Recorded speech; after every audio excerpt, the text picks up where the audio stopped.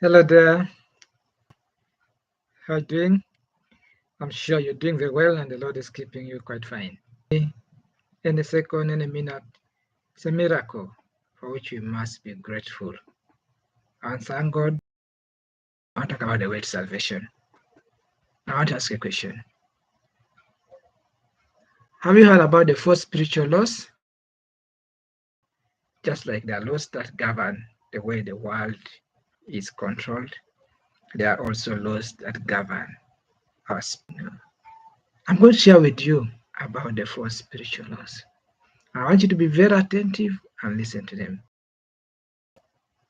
We are here to know God and to make Him known. We're all created in God's image, and our hearts are restless until they find rest in you. That's why I find that there is a quest for God that is put in each of us except God. Some people try to fill it with drugs, with sex, with money, but some hunger for the ultimate real anger.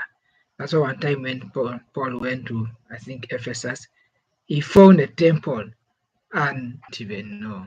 And so Paul got interested, he was touched that these people really want to know something, and they are even praying to what they don't know the way of salvation.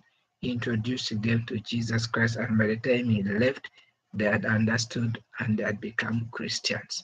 So it's worship. In each of us, there is something. We believe there is the ultimate being. There's a first cause. You can call him anything. And for me, I know it's God. God is the first cause. And there is, and I want you to listen to it. Law number one states that God loves you and offers a wonderful plan. So it's 16. What does it say? For God so loved the world that he gave his one and only Son, that whoever believes in him should not perish but have eternal life. Offering sacrifices could not take away sin. God decided to send his own Son to come and be born of a virgin. Born, the angel told Mary, you'll conceive and you'll give birth to a son. You'll call his name Jesus. Jesus means Yeshua, means salvation. And said, it was a lamb born to die for the redemption of the whole world. So God's love gives. So God's love gave and gave his very best, his own son.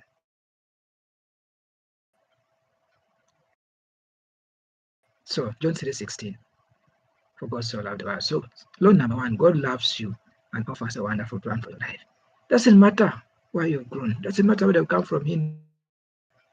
And that's why in Romans chapter 5, verses 8, it says that God demonstrates his love to sinners. Christ died for us.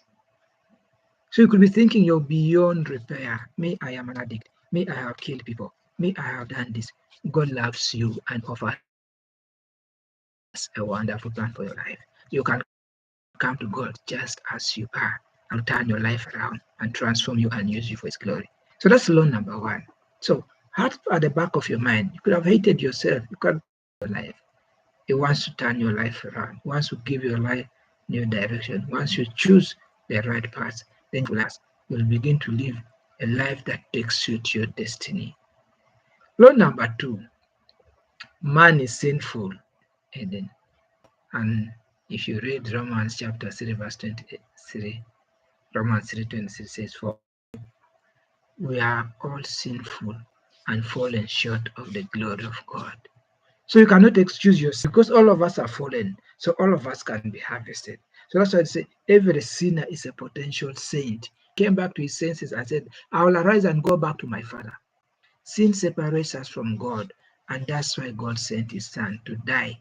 So at the cross, Jesus did not only the power of sin, he saved us from the presence of sin, and he saved us from the penalty.